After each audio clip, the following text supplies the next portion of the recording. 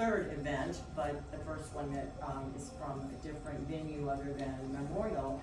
And I know that a lot of you know Shannon and Mr. Ramirez here because you have had the privilege of having their expertise. So we're very happy to have them. We are, like I said, we are gonna record. So if you wanna start recording, Andreas, we'll. I just Oh, you started. did? Yeah, Oh, yeah. it's not me talking. Okay, ahead. it's all yours, and I'm gonna ask you just to introduce yourself Sure. and give a little bit of your background. All right, well, so I'm Shannon. You guys got the bio on us. I've been with Holy Cross now for over 15 years. And most of my practice has shifted to balance patients, I would say. And we're seeing more falls, and we're trying to get out there and make sure that you guys have a little bit more insight on what you can do ahead of time proactively to possibly avoid a fall. Yeah, for sure. I'm Dre. I'm also a physical therapist at Holy Cross. Been a physical therapist for about 9 years. Went to UF, go Gators. But I was also, okay, thank you.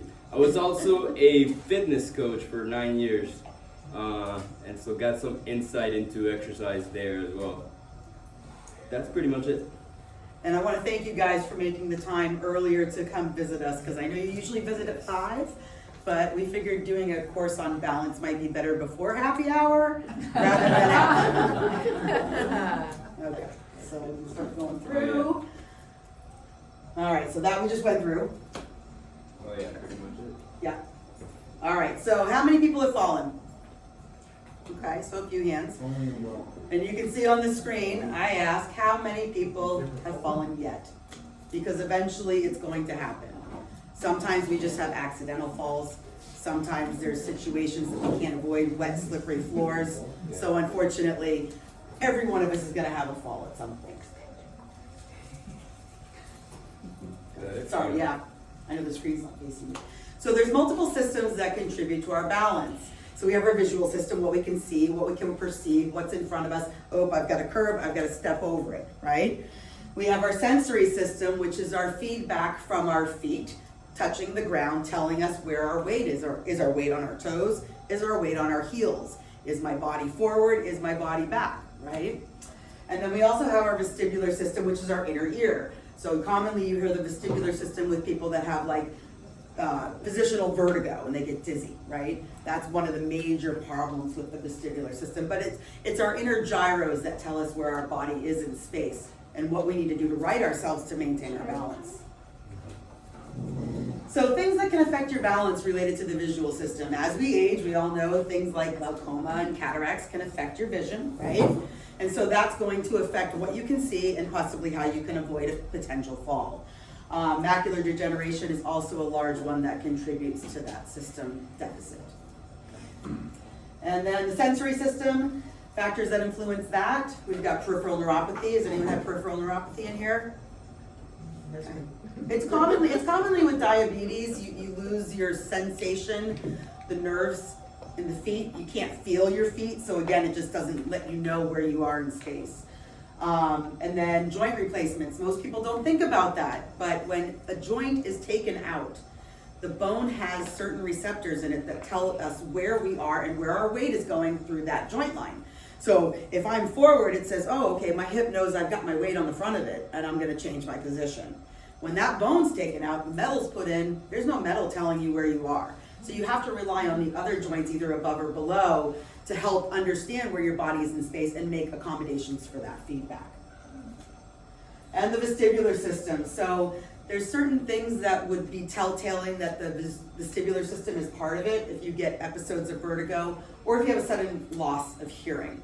If you have a sudden loss of hearing, you know, other than just with aging, there can be other factors that come into it like Meniere's disease, but you would be tested for that and know about that right away. That's something that's pretty high up. Okay, so other causes of imbalance, medication. How many side effects do we get with medications, right? Almost every single one of them, dizzy, imbalance, right? Don't drive, don't move too quick. Muscle weakness, not lifting legs to clear your curbs or stairs when you're picking up your feet, you catch your toes, fall forward, or not walking heel or toe. As we start to lose our balance, we start walking more flat-footed. It makes us feel better, but that's not really a great thing to do. Poor lighting, clutter, area rugs can also contribute to falls. So if you feel that you are becoming more susceptible to a fall, we ask you to declutter and get rid of some of those rugs and clear your paths. Improper footwear, sandals, heels, slippery soles, etc. All of those can lead to imbalance and cause falls. So if you do feel that you are losing your balance, try to get more insensible shoes to prevent that. Social circumstances, drinking, can also lead to imbalance, we know that.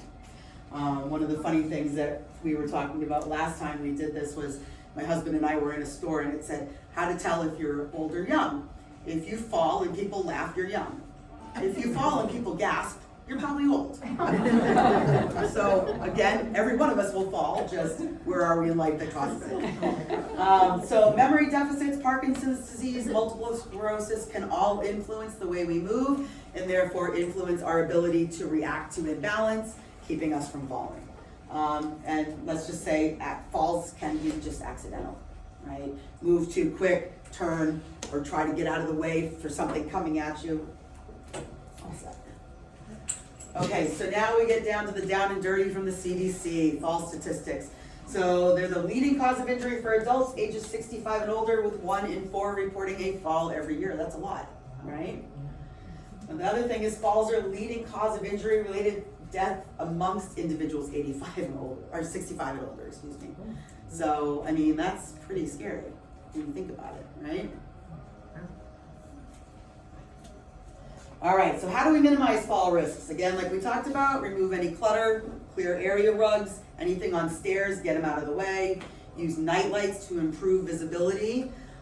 They do have, if you're not wanting night lights plugged into your outlets, they do have outlet covers that shine a light down underneath them now. They're very nice. They're very pretty. We put them in my parents' house. They're great. They just shine down towards the baseboard. Just gives you a nice little ambiance lighting, okay? But it also helps you see it in dark.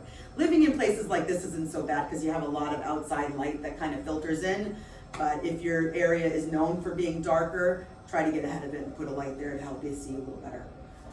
Install grab bars, showers in the bathrooms. Move items that you're going to reach for in higher areas down to lower areas so you can reach them and you're not getting up on toes or getting up on a ladder. Don't get up on a ladder. Be aware of your safety limitations. That is the largest thing that I can preach to people. If you know you can't do something, don't say, oh, I'll just do it this once. No, don't. Just take the time, ask for assistance, or wait for someone to come so that someone's there with you if you have to do it. Use a device. Also be aware that the device is not limiting you. The device is helping to keep you mobile. If you stop moving, you're going to lose your strength, right? And so if you lose your strength, you're not going to want to move as much. The device will help you go for longer distances, keep you upright, keep your muscle mass, and help get you more stable on your feet. All right, when to seek professional help. If you've had multiple fall events. Of the people that have had a fall, how many have been multiple? Like 3 in a year? Okay, yeah. So it's now time to start working on it, right? Get ahead of it. The hard part is once we fall, if you don't get hurt, it's one thing. But the next time you fall, you get hurt. And every time you fall, you get more hurt. And then you stop doing things. So that fear avoidance is huge. We don't want people to be cooped up and not moving and stay inside their realm of comfort, right? We want people to be mobile. If you're noticing a decrease in your strength, if you can't get up from chairs without using your hands to push, or you can't get up and down from the floor anymore, hopefully you haven't figured that out the hard way. Hopefully you just got down and realized, oh wait, I can't get back up. Honey, I need some help. If you're limiting your mobility secondary to a fear of falling, I can't say that enough, and Dre hears me talk about this all the time in the clinic, about fear avoidance. People go into this innate fear. You try something and they freeze and they just lock up and then they just start going over. So most people have probably experienced that in here. We don't want that. We want to teach you the strategies that you can do to help maintain your balance better. If you're avoiding stairs or uneven surfaces, that's one of the big things. Up north, I'm from New Hampshire originally. So up north, I would ask people, how many flights of stairs do you have in your home? Down here, do you have any stairs in your home? So there's a big difference, right? If you're not doing them, you don't use it, you lose it, right? If you find yourself pulling yourself on the railings to do the stairs, chances are you've lost some strength in your legs, and that's why you're doing it. Or you don't have the physical ability to move the legs like you used to. So that might be another risk factor that you might want to take into consideration to get evaluated. If you're not able to keep up with your peers, and I know that's a horrible thing to say, but a lot of the things that we do, we're with a group socially, right? And if they're walking and you can't walk as fast as they are, there might be a problem. Or if you're limping and taking shorter steps and trying to keep up with them, there might be a problem. So those are all things that you might want to look for, Howard, to make sure that you're not out of balance. My walking partner is looking at me when you said that. All right, so we have a little demonstration on how to get up after falling that Dre is going to help good. with. Thank you. So, 3 ways to get up: the squat, the lunge, and the worm. There's many other ones, but I'm just gonna review these 3. And I'm gonna use this chair. Excuse me. If you guys can't hear me, let me know. I can speak louder. So, ideally, you want a chair that's sturdy, so against the wall. But if it's not against the wall and you're already on the ground, you can either assess the situation and see if it's sturdy enough, or maybe prop something behind it like a towel, so that you can potentially be more sturdy when you go to stand. So I'm gonna use this chair. If you're down on the ground, you guys are not gonna be able to see me back there, but you might if you want to stand up. If you're down on the ground, let's say you're here, you're gonna roll to the side. You're gonna try to go on all 4s, and then get a little closer to the chair. The closer you are to the chair, the more stable you're gonna be. So there's a big difference between me trying to squat here versus me trying to squat here. So proximity, very important. So the squat is pretty much using both legs to push off and using your arms as well. That's number 1.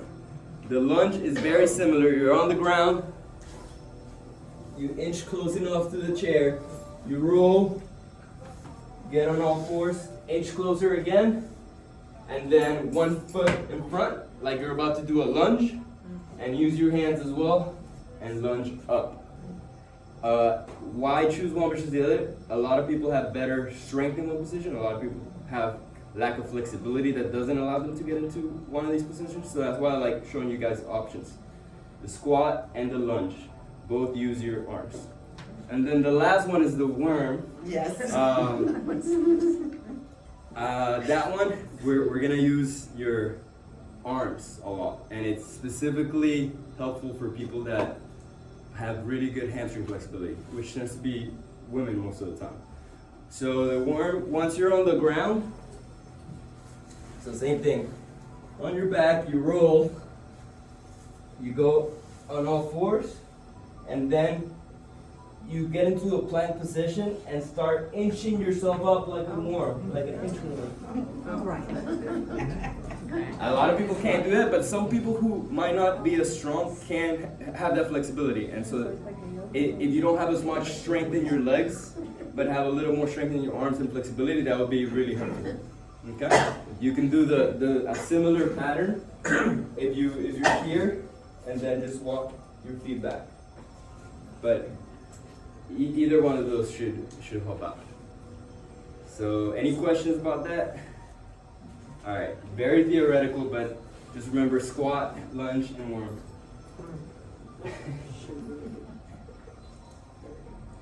Okay. All right, so now we're gonna go into how to improve your balance. So let me put this chair back.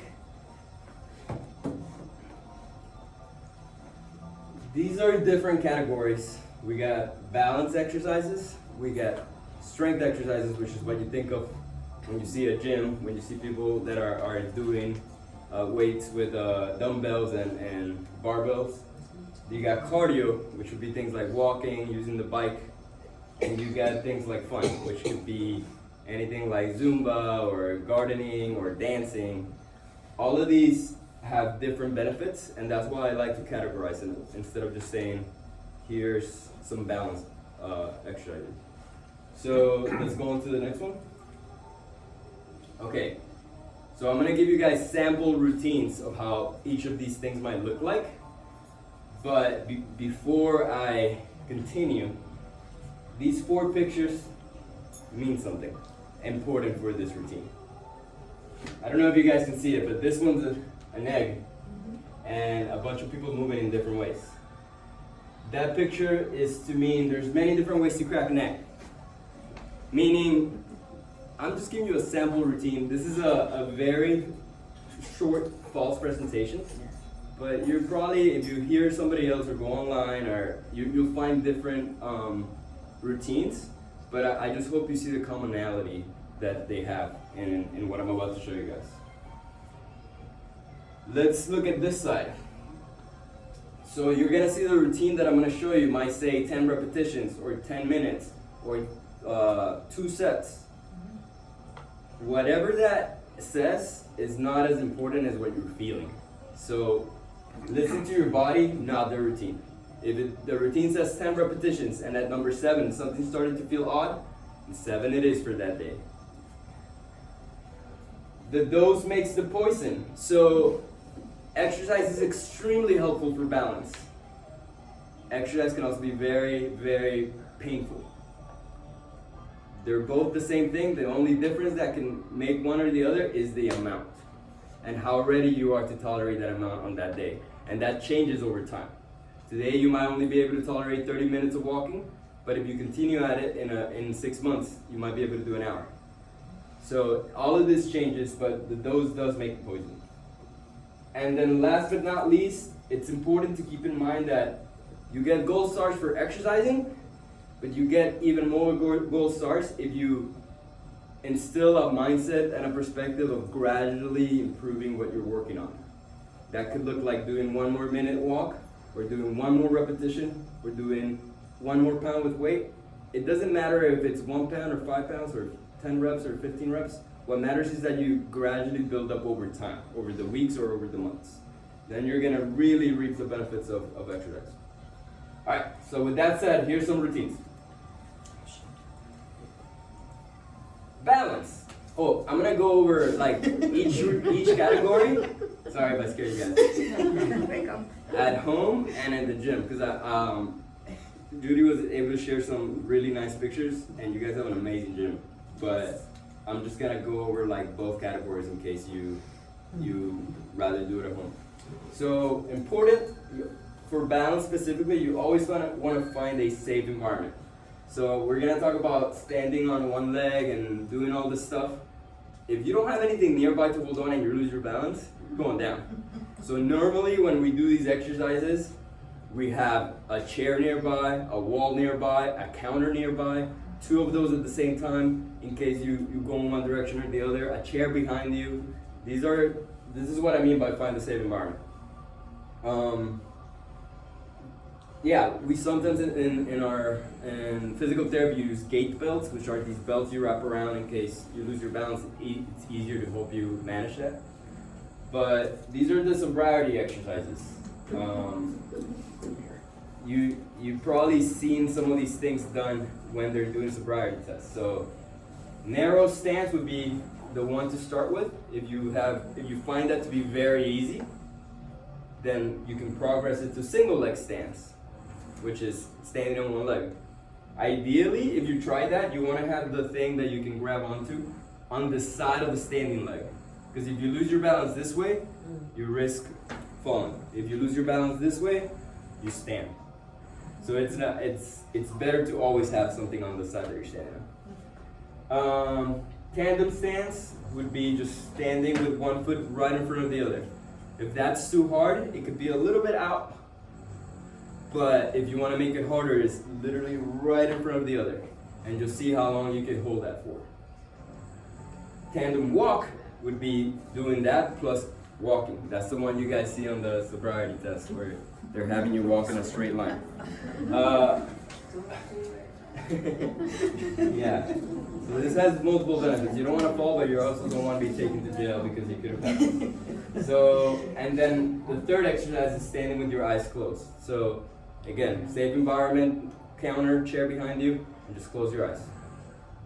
This might be very easy, or it might be very tough. You can make all of these exercises harder by narrowing your stance, standing on one leg, and adding other stuff. You guys should see Shannon, or any of her patients could say, it kind of looks like she's doing like Ninja Warrior. I don't know if you guys are familiar with that show, but there's foam pads, there's cones, there's hurdles, there's people I had a pushing each other. 97-year-old earlier today that we were waiting on. 97. And he was doing stuff that 70-year-olds can't do. I was like, let's go. I had him on the Bosu. She had it starting out like, I don't know, like 2 months ago on Yeah. like just sitting and standing, and now he's on a foam pad while he's trying to pick up things over hurdles, and Right. we're always like, and he's doing it well. He's like, oh, Yeah. this works. So yeah, that's gradual progression at its finest. Punishment about us.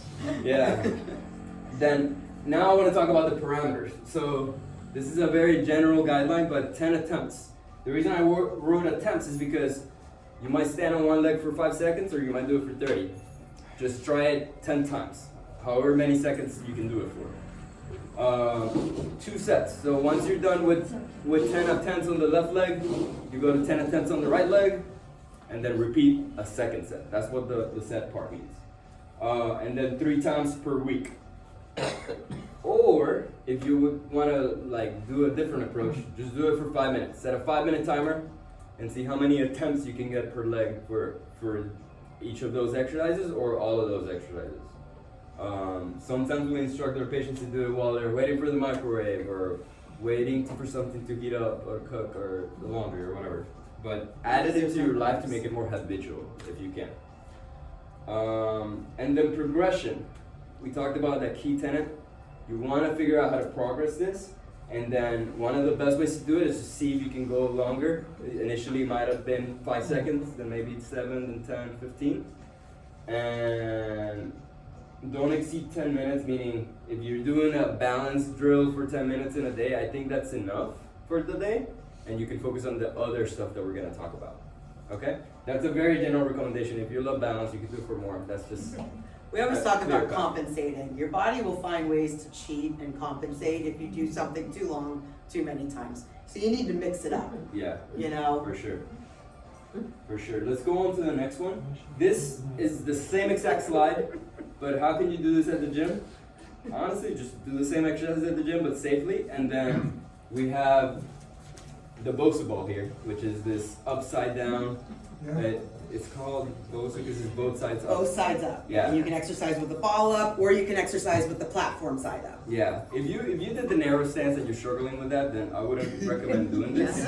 Like practice all these safer ones first, and then you can practice just standing on this thing here, and just you can do all kinds of exercises, squats. You can do bending over forward, but it just adds so much instability as if you were like, I don't know, what would be a real world equivalent of this stuff? Bending down to pick something up. But in the So, sand or let's the, say you're out in the yard, right? And you gotta pick something down. You guys could do it. yeah, exactly.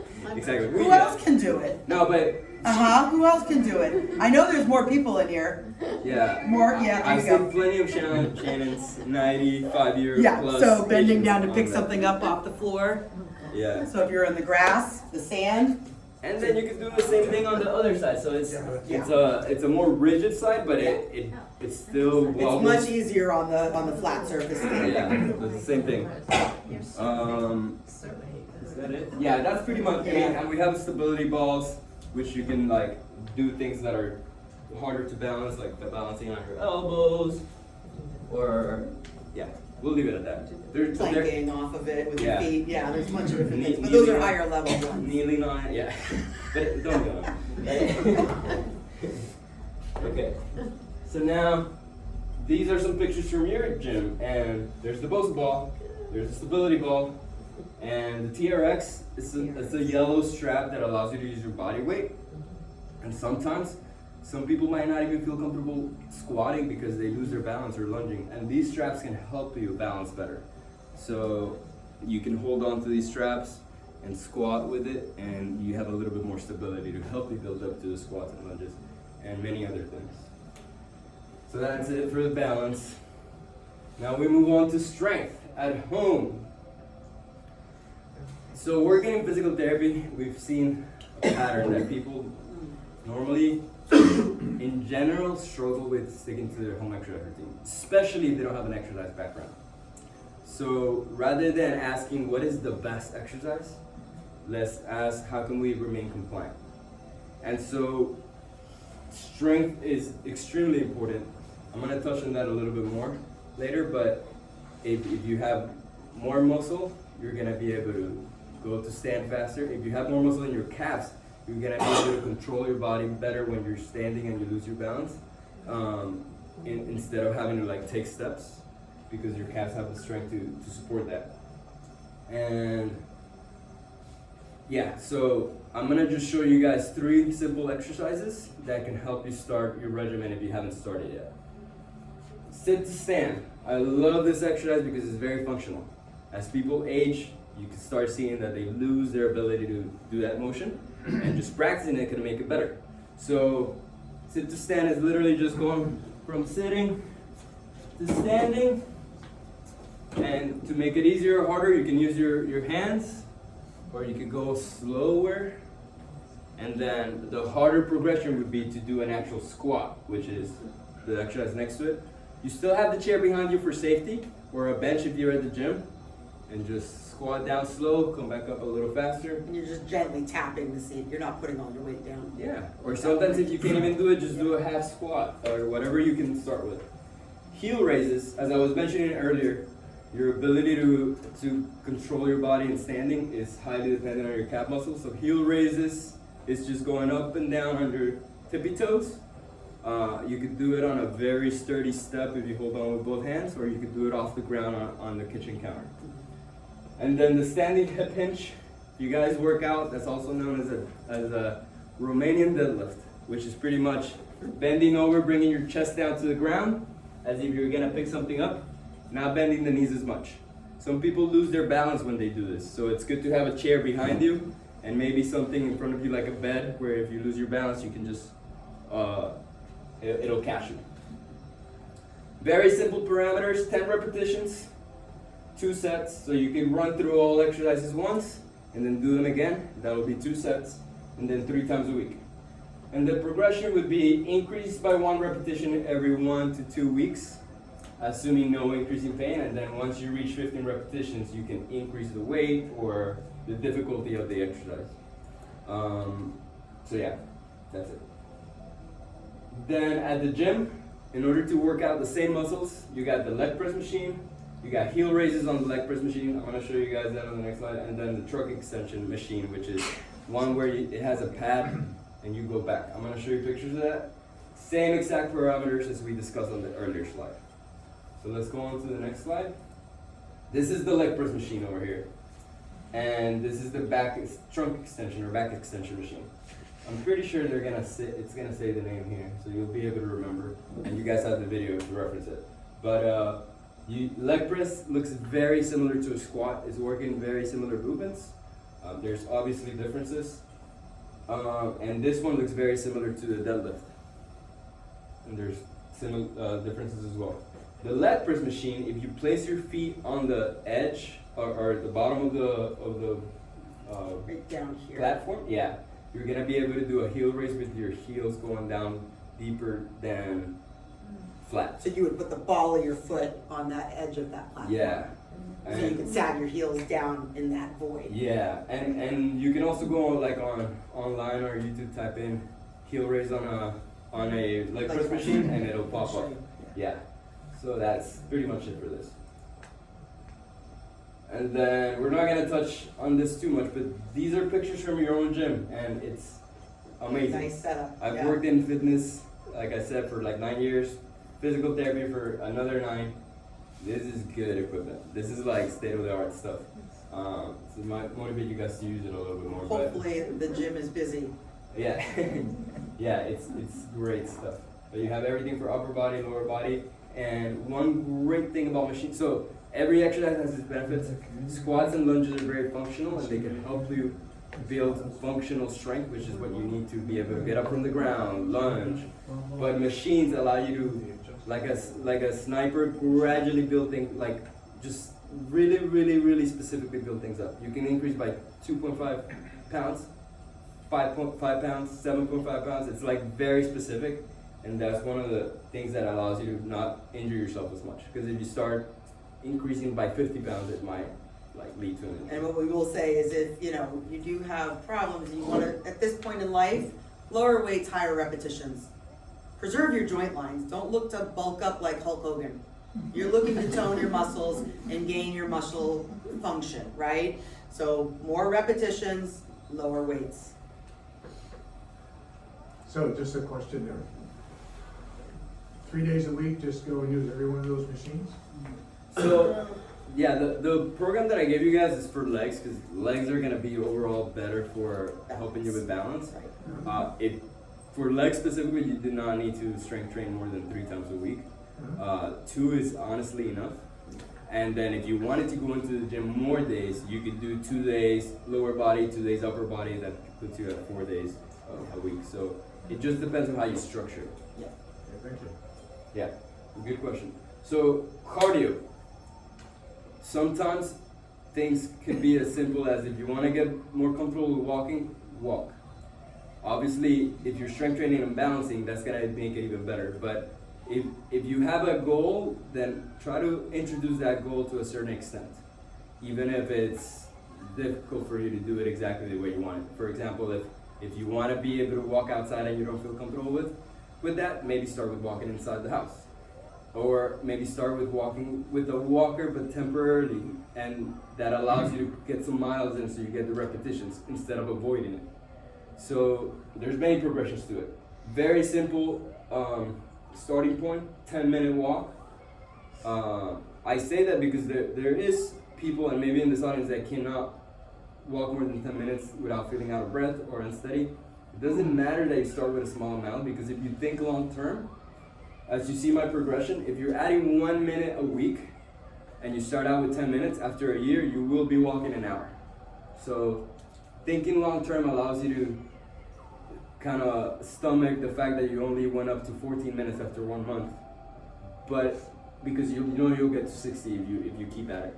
So that slow, gradual progression allows you to reap the benefits of exercise and minimize the risks of doing too much too soon. And if you can't tolerate the heat, you have lots of malls around here to walk in that open early. Yeah. So if you're susceptible to the heat because of breathing issues, get indoors and walk. Just because you're walking indoors doesn't dismiss it. It's just as good as walking outdoors. We're looking for you to get the dosage in, get the movement going. Yeah. All right, and then once you get to 60 minutes, you can start increasing difficulty by wearing a backpack with some books in it and some weights, or increasing the speed. That's what you need. Yeah, I actually, I really appreciate that because He's been using it a lot. I have a 2-year-old, and I've been doing a lot of walks with him, and it leaves me out of breath. And where there's a whole category of exercise called rucking, where you wear a backpack, and they do it a lot in the military, and you just walk at a regular pace, but if you wear something heavy enough, it'll get you very tired. So this is actually great for here where you don't have a lot of maybe ability to walk really fast. You might be able to just wear something heavy very discreetly and get a really good workout and walk at a normal pace instead of increasing your speed. All right, so at the gym, you can do the same exact routine, but on the treadmill. What I love about the treadmill is consistency. I hear it all the time. Oh, it's just too hot right now. Oh, it's too rainy. Oh, it's too cold. The treadmill, you can't give me that excuse on the treadmill. You can go at any time, whenever you want, and it's perfectly fine. When you have bad knees, you're told not to use the treadmill because it pounds on it over and over. Okay, we can go into that topic a little bit. Let's go back to that thing of how much. Anything can be bad if you do too much of it. The treadmill, honestly, if you compare it to concrete outside, it's less pressure because it has But a you little don't more do the bounce. concrete for an hour or a half hour straight, over and over and over. You're walking gently. So if in your specific case you feel like the treadmill is not ideal, you have other options. But I highly, highly, highly encourage you and everybody else to always pay attention to the quantity, because that's usually what makes the poison, like I said in that slide earlier. Just to be very kind of make a point. 5 minutes of walking on a treadmill is unlikely gonna hurt a lot of people, but an hour might hurt more people. So the amount matters, and always remembering that the body has the ability to adapt. So as long as you build it up slowly, you can reap the benefits without those type of risks that you're talking about. And remember, these are recommendations. These don't always apply to every single person based on medical issues. So, you know, we're doing a basic evaluation type Yeah. understanding, so you know what you're up against as you age to reduce your fall risk, okay? 100%, Yeah. yeah. So, And then the one thing about the treadmill, give me 1 second, that if you wanted to increase the difficulty outside of wearing a backpack or going at a faster speed, you can increase the incline. And sometimes some of my patients report that feels better, let's say on their knees, because they're walking slower, they're getting just as tired, but it's not putting as many steps. Because they're not going into that extension, which is causing the And, pain. they're just Yeah. not pounding it as much, yeah. Yeah. You had a Yeah, question? contrast the benefit of the treadmill to the rowing machine. To the what? Rowing machine. Good segue. Let's go to the next picture. So Okay. the next picture is all the cardio equipment you guys have here. Plus, there's more, but I'm like, I don't want to make it too bulky. There's a treadmill, there's a rowing machine, there's a bike with a backrest and a bike without a backrest, which is not pictured here. There's a new stepper, which are rare to find in a gym. It's amazing. And we use them all the time in physical therapy. You guys have one of your own. And then there's a Stairmaster. So cardiovascular exercise has a lot of benefits that you can't really gain from strength training, or as well as when you do strength training. So those benefits can be achieved with walking, with the rowing machine, with the bike, with the Stairmaster. It's your choice. So are there differences? For sure. You're gonna be working muscles that are completely different. You're gonna be using your upper body more. But when it comes to the general benefits that cardio brings, you can pick the one you want. My main recommendation and how I start with all my patients is, what do you like doing? Because what you like doing, you're likely gonna continue doing it. And rather, because it's a very common approach to try to find what's more optimal, even at the expense of whether you like it or not. Instead of doing that, just, do I like it? Yes, then let's go with that one and build up from there. Does that answer your question? Yes. thank you. Okay. And then same thing with you. If you do find the walking on the treadmill is uncomfortable, I've had so much success with people with knee pain using the bike as their main source to improve. And then next thing you know, when we do an assessment, even though we haven't been walking, just from the benefits of building up over time from, let's say, 10 minutes on the bike to 30 minutes, now they can tolerate walking better. So even though you're not practicing the exact activity, it can translate into it. So just keep that in mind. And then fun. So Like fun. So I got the down low on y'all's facility, and it turns out that you guys have Quite a some fun place. Yeah, you guys have some fun activities. So these are some that I just wrote down before the presentation. But if you like dancing, you can dance. You can play some music at home, and that's balance. I do dancing with my patients to help them with their balance, and if they like it, even better. I will do cha-cha with most of my men, yeah, to There you get them go. to do their weight shifting. Weight shift, yeah, it's really good. Tai Chi. Fun. It's like these different forms that people practice. They involve a lot of lunging, squat-like positions. I'm moving around, but I'm not doing it, so don't, please. Sorry if I'm butchering. And then Qigong is a little less mobile, but it's still along the same lines. There's a lot of forms that it can get you very flowing, in a flowing state. Yoga, you guys are familiar with it or have seen it. There's a lot of balance involved in yoga. And then whatever is fun to you. Had a patient who went line dancing in Davie. Had a patient who loves bird watching. One of the tests that we do to test balance is, can you walk and look to the side? Can you walk and look up? Can you keep your eyes closed? Can you walk backwards? If you're bird watching, you're probably going to be doing all this. So if you like that, see it as your balance opportunity. Nature photography, same idea. You're moving around and standing in different positions, gardening, cooking, cleaning. I think you guys get the point.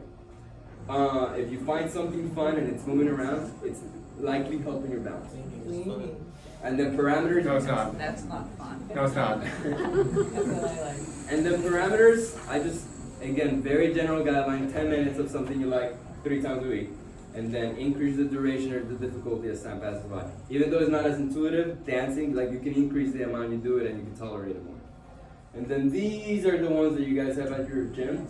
There's water aerobics, there's yoga, there's Zumba, there's kickboxing. You guys know if there's anything else? Their pool's still closed, I guess. Oops. Okay. So we Anybody didn't wanna- get that information, but. Yeah. But you guys We get tried. the point. If you find it fun, do it. Yeah. I still do water bugs. Yay. Okay, yeah, there's a lot of water nearby. Okay, so quick summary.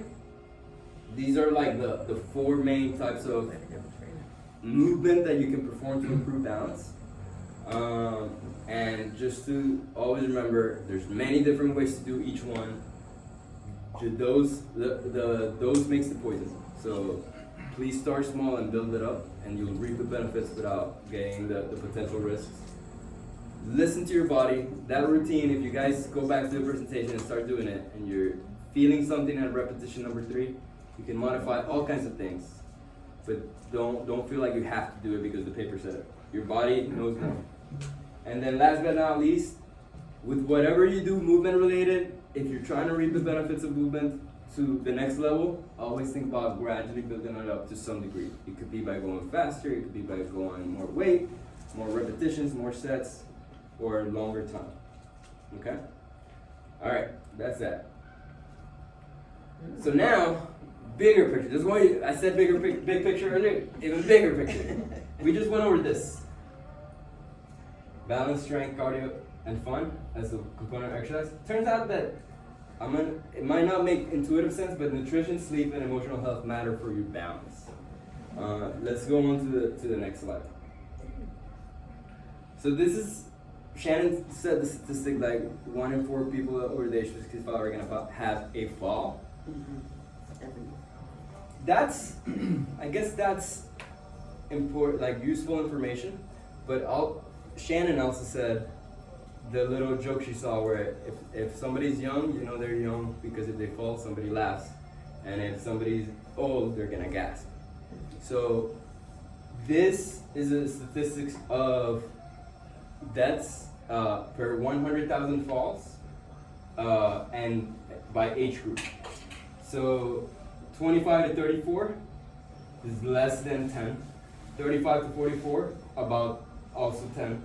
Then 45 to 54, about also 10, 12, 15. 55 to 64, about 20. 65 to 74, about 25. 75 through 84, about 60. And then if you're 85 plus, 200. So this is an exponential curve if you draw it. Whoa. So it's, I actually had a patient the day that we did our last fall presentation. On that same morning, he told me like a story. He was like, I was getting up from my chair and my old dog was next to me and I didn't even notice it and I tripped over him. My partner came into the room and the first thing he said is the dog okay? Right. He was 84 years old. But So balanced. yeah. Can we go on to the next slide? He was 84 years old, but you can already picture in your head how fit this guy was, because you wouldn't joke with that if you knew somebody of that age who wasn't as fit fell down. But all that to say, I want you guys to think about not just whether one out of 4 falls occur, but like what happens with those falls. And so this other statistic is injury rate per 100,000 falls. And you guys can see this number says 200, 400, 600, 800. So less than 200 for ages 25 to 54, between 200 to 600 for ages 55 through 70 through 84, and then over 1,000 for 85 plus. So it's not just about deaths, it's about This is a trend. Yeah, it's a trend. With And yeah, and now I want to talk about this stuff that's to the side. When part of the reason why this happens is you can imagine if you have osteoporosis, which is low bone mineral density, if you have smaller muscles that, or even less fat, that if you take a fall, you're likely going to injure yourself more. Women are significantly more likely to injure themselves from falls, particularly for that reason, because they tend to have less muscle, less bone. Sleep. 24 hours of being sleep deprived is equivalent to driving drunk. So that sleep deprivation in one day, sleep deprivation across the years, can not only impair your balance, but it can impair your hunger signals. You might end up eating more, which might lead to decreased muscle mass. So I know I'm kind of connecting things around, but it is important to think about overall health. And then emotional health, that encompasses things like stress or how you deal with grief or other things. If it's sending you down a spiral, it's possible that you don't get enough sleep, that you're eating poorly, that you don't even have the energy or desire to exercise. And all these things can come together to increase your injury risk or the risks that we talked about here. So let's go on to the next slide. Thank you. Sorry. And this is pretty much a visual representation of what I was talking about. This is a cross-sectional image of a thigh. So you guys see here, this is a 40-year-old triathlete. This is muscle. On the outside is the fat and skin. And in the middle is a bone. So you're looking at this, the bone right in the middle. And then this is a 74-year-old sedentary man. The outside is fat and skin. The inside here is muscle, but you can see the muscle also has some fat in it. These are fatty infiltrates that increase the likelihood of things like neuropathy, which Shannon talked about. Diabetes, heart disease, neurodegenerative disorders like Alzheimer's and Parkinson's, all those things can be heavily influenced by nutrition, sleep, emotional health, and exercise. And if some of these can't be controlled, they can be slowed down. And so paying attention to all these things can help you reduce the likelihood of this happening. And oftentimes I hear in our practice all the time, wait till you get to 85, wait till you get to 90, wait till you get to 95. And they're 100% right. I'm 36 years old, I should listen to what people are telling me.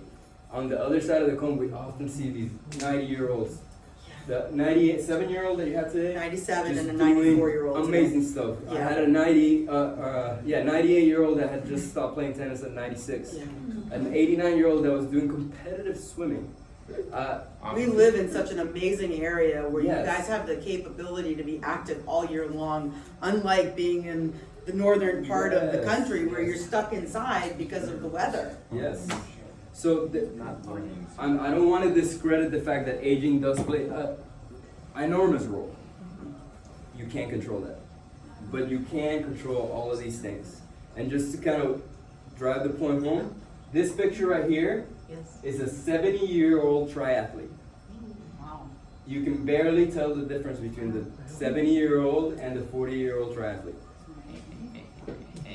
So yeah, let that sink in, guys, because it is huge and it's highly influenced. I'm pretty sure that triathlete, like the exercise allows him to sleep better. He might be more mindful about his nutrition. Exercise is known to help with emotional health, stress management. Exercise might help build a social network that allows him to go handle tougher times. So all of it is connected to some degree. We can go on to the next picture. And then even bigger, no, I'm kidding. All right, so no, this is, how are these two things similar? So this is a lady working out, and this is the same lady looking at her retirement accounts. Does anybody wanna try to Guesses? solve this puzzle? She wants to live a long time and have the money to do it. I like that. I didn't think about that one, but you're not wrong. That is true. Yeah. She wants to live a long time and leave a lot of money for her relatives? I hope so. Yeah, Especially that really yeah, local it's piece. fine. Okay. No, I like these. They're creative. What? So let's She's go exercising her on. body and then she's exercising her mind. Exercising her body, exercising her mind. For sure. Another great thing, Yeah. yep. Maybe Awesome. she's doing isometric exercises. And we There She's you doing go. glute squeezes and Kegels, Right. for sure, absolutely. Maybe she's doing I think it squats, comes she's down to one typing. thing, she's smart. She's smart. I think every single answer is correct. But I want you guys to look at exercise a little different. I'm assuming everybody here has a retirement portfolio or investment portfolio or a brokerage account. The stocks you have in that account are very similar to the muscles you have in your body. They're reserves, they're stores. The bonds you have in their account are similar to the bones you have in the body. They're also reserves that allow you to weather an injury, a fall. The tendons, that's your real estate portfolio right there. Either if you have it as a stock or if you have a rental property somewhere, or even your own property where you live, which is going up in value. Similar to your tendons. And then fat is kind of like emergency fund because you don't want to have that much cash. You want to have some, but not so much that it becomes detrimental. But it's still helpful. If you don't have that emergency fund, well, you can do things and be alright. But cash is necessary to have on hand, and so it's fat. So it's just the excess of it that creates a problem. So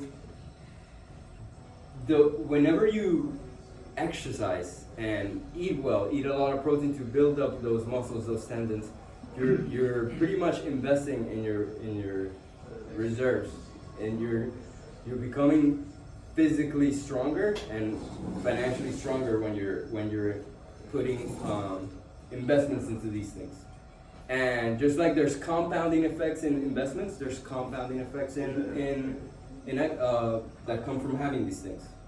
Some of those effects are you have better insulin sensitivity, so less likely to have diabetes, less likely to have neuropathy, which increases the likelihood of you falling, less likely to have, you mentioned macular degeneration, which again goes back to diabetes.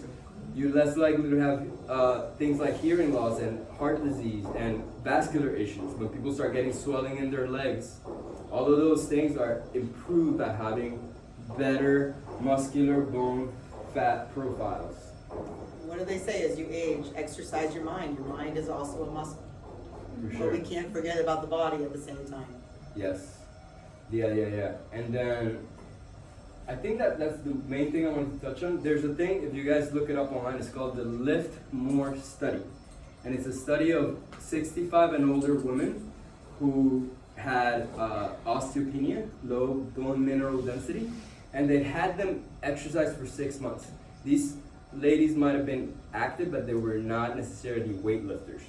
And they started out with light weights. By the end of the 6 months, they were doing significant weights. We're talking like barbells with plates and stuff like that. And across the board, this group of people compared to the control group, not only like were they doing better, they had increased bone mineral density, which is something that prior to the study in 2011 was believed to be a myth. Like you couldn't improve it, you could just maintain it. No, you can improve it. Can you just repeat it again? It was a lift? Lift More Study. I think it's Lift, M-O-R, not M-O-R-E. Thank you. And if you go on YouTube, it'll be cool because you'll be able to see these women lifting really heavy weights, and this could be motivating before you go to the gym. But start easy though, don't. Yeah, and so the main point that I wanted to make from that is your bone mineral density can improve if you start exercising. Your muscle size can also improve if you start exercising. And your strength and balance can improve because we see it daily. We see, today I had an 89-year-old patient who I've been working with for the last 2 months, and some of the machines that we started with doing 15 pounds, she's doing 50 pounds, 50. And it's phenomenal. For some people that might not be enough, but if we follow the trend, 6 months from now, she might be doing a lot. So it's not relative to others, it's relative to you, and relative to her, that's huge. And it's not only showing in the gym, but it's showing in her confidence. She's now able to walk on the beach on the sand, which she didn't feel comfortable doing after the fall she had. And these are the things that matter to you guys. I think that's it. Yeah. Anyways. Any questions? Anyone have any questions?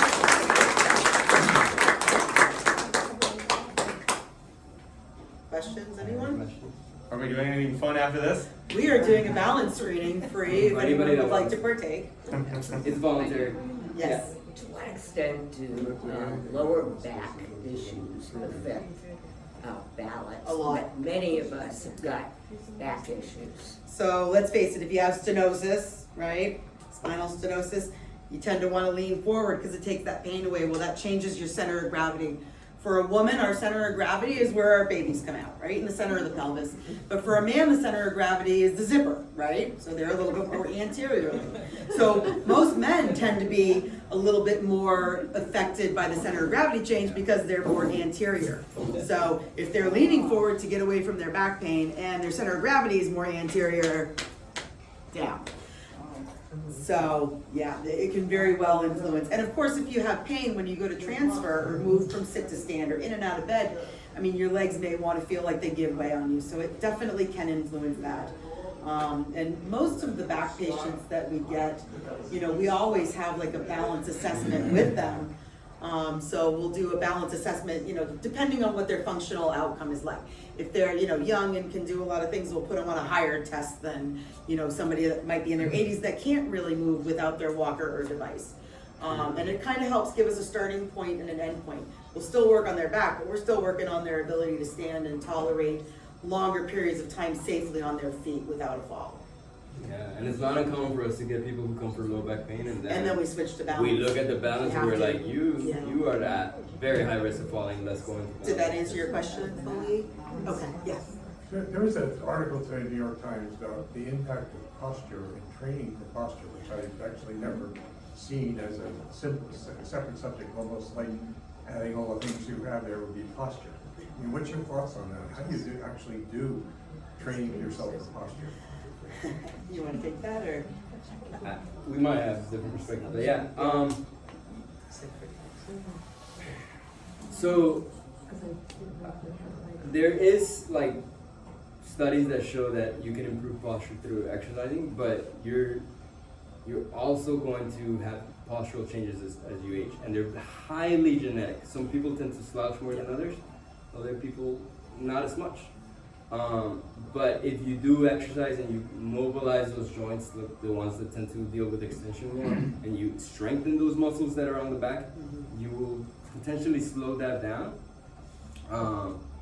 But there's just certain components that cannot be addressed by exercise alone. Even things like mood, like they study people where they don't really necessarily have bad posture, but they're going through a specific tough season in their life, and they tend to have, in general, more of a slouch posture. So posture is really influenced by many, many things, and exercise alone might not be enough, but I would definitely give it a try if that's one of your goals.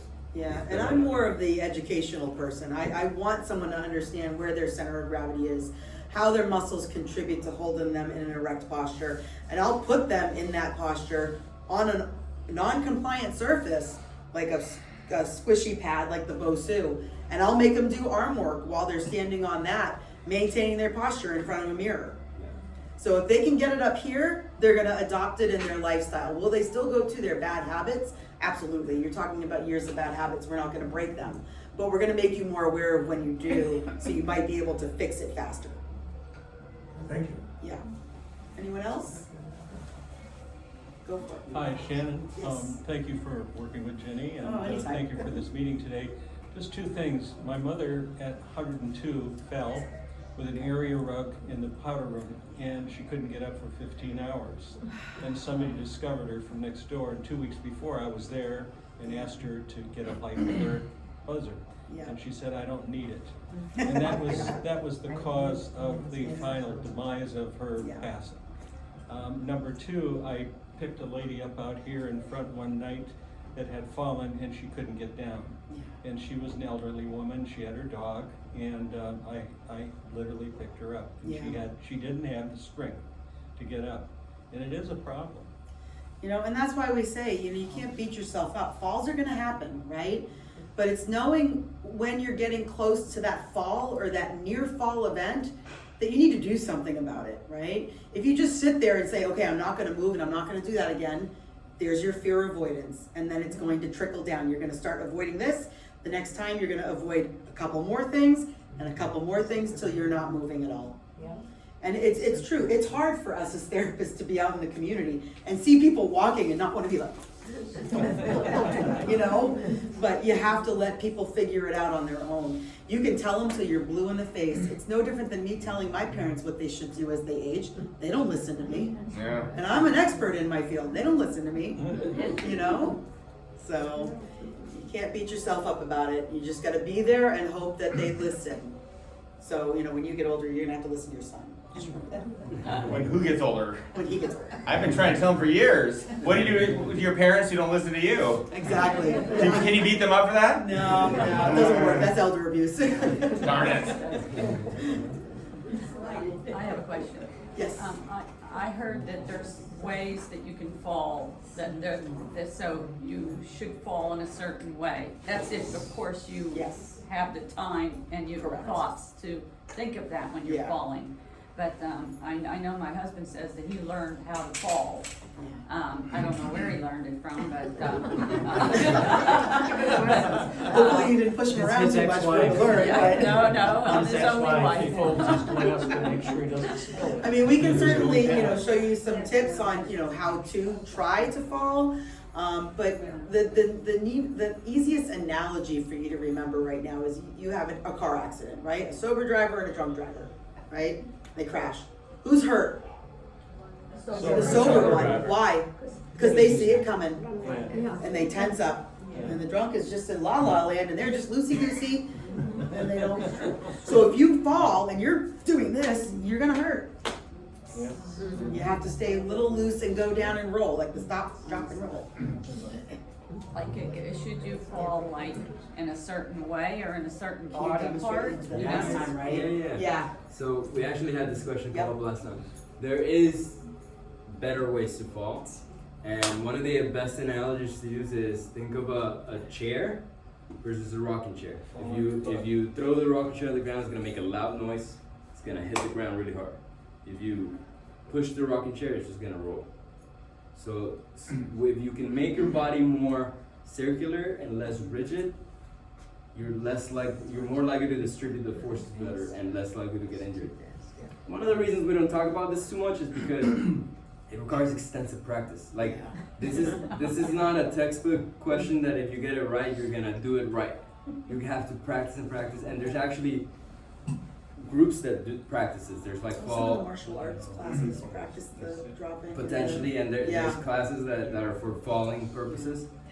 That's an approach you can definitely take, but it requires more. Like instead of landing rigid on your wrist, you would land on your hand and then roll into your elbow, roll into your shoulder, and roll down. That's one example. If you don't fall on your wrist and you fall on your side, you can do the same thing where you end up continuing the momentum of that fall rather than just rigid stop. I think I know where he learned it from skiing.